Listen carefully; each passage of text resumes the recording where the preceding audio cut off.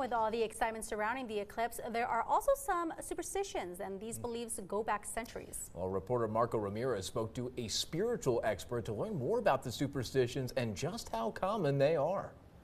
They do have a strong connection with the solar eclipse, but most of it seems to be more like a fear factor.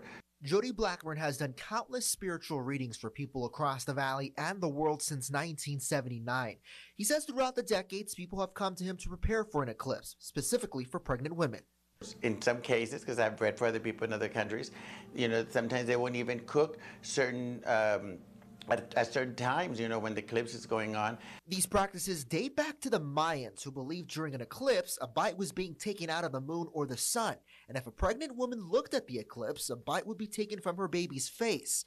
While Blackburn says he's never seen a child born after an eclipse with any deformities or disabilities, he says having people move away from these beliefs is a hard thing to do. The mind is very powerful, and sometimes when you're being raised around those belief systems, it's very hard to disconnect from.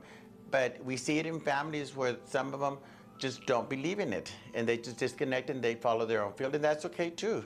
It all has to do with what energy you put into it. And it's just not about the solar, it's about everything in life. Blackburn says these specific practices and beliefs have gone down here in the valley, and there are many beliefs that see an eclipse as a positive thing. Because we're having a new moon that also deals with new beginnings. So it's nothing to really look down at it, But if you feel that you have to, especially people that are pregnant, if you feel that you have to wear the little safety pin or the rib, and that makes you feel good, by all means do it, Because it's really embedded in the mind. But there are other ways to prepare for an eclipse in a positive way. While darkness may fall upon you just briefly, the light is sure to follow. Try to be, refuge yourself more to clear thinking, trying to figure out what's the next step for me, and don't hold on to things too tightly.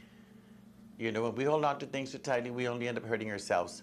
So learn to let go of those things, so it is going to be a time of balance. I'm Marco Ramirez.